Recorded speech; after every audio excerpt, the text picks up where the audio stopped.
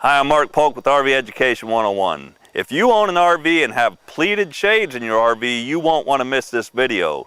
Day-night shades are a great feature in an RV, and to keep them in tip-top shape or to restring a broken shade, you won't want to leave home without this pleated shade first aid kit by United Shade. The kit includes all the hardware you need to repair or restring a pleated shade with easy-to-follow instructions. Let me show you how easy it is to restring a pleated shade using the first aid kit. Welcome to United Shade. Before purchasing the Pleated Shade First Aid Kit for your RV's pleated shades, please take the time to inspect your shade to determine the compatibility with our restring kit. Take a look at the rail of the shade. If it's made of aluminum, you'll be able to restring your shade using the United Shade Restring Kit. However, if your day-night shade are imported, there is a chance they are not compatible with this kit. If the rail is made of PVC or plastic and has an identification label with a BAU number, it will likely not be compatible with the restring kit. This label can be found on the headrail. Thank you for choosing United Shade, providing shades of excellence to the RV industry. The first step is to determine the type of pleated shade you are restringing. The illustrated instructions walk you through the process for day-night,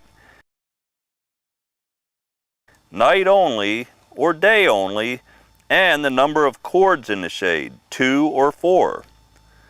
The only tools you need for the job are a flathead screwdriver, Phillips head screwdriver, and a pair of scissors. The shade we are restringing in today's demonstration is a day-night shade with 2 cords. The first step is to remove the shade from the window. Start by removing the screws from the cord retainers at the bottom of the window.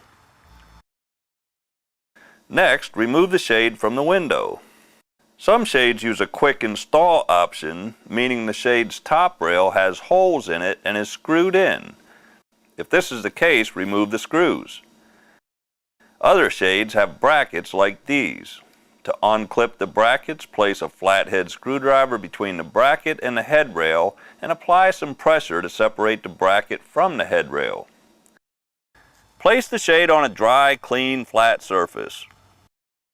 Carefully pry loose the end caps using a flathead screwdriver, avoiding damage to the plastic cap. Set these parts aside for reassembly later. Next, we want to remove the rails. The rails slide off horizontally. The bottom rail might get hung up on a knob rivet, so be firm and it will eventually slide off. Remove the fabric from the center rail. Cut off or remove the cord retainers. Now you can pull out the old cord from the top rail. Cut off the old cords from the spring. Inspect the spring for any damage. If the spring is damaged, you can replace it with the supplied spring from the first aid kit. Remove 2 new cords from the first aid kit. Attach 1 cord to each side of the spring by tying a double knot.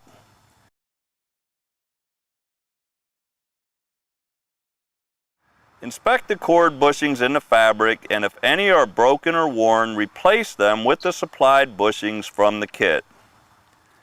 Carefully thread the cord through the bushing, noting that the cord coming from the left will run down through the left side of the material, and the cord coming from the right will run down through the right side of the fabric.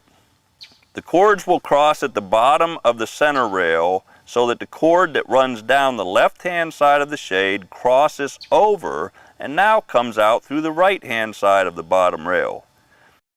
Repeat this same procedure for the right-hand side of the shade.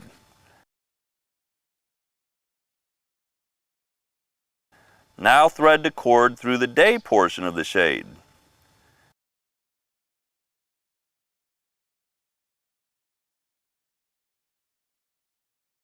You will cross the cords again in the bottom rail, and the cords will come out each side of the bottom rail. With the new cords installed, slide the top rail back onto the shade. Position the top rail so the bracket groove is facing toward the front of the shade. Reinstall the top rail end caps. Slide the day fabric onto the center rail, making sure the cords remain crossed.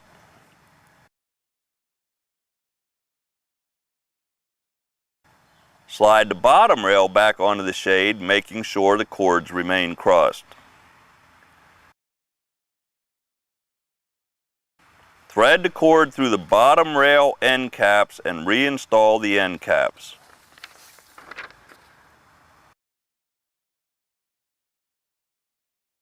For a single cord, tie knots at the end of the cord based on the required length measurement and loop the cord around the center post of the cord retainer base.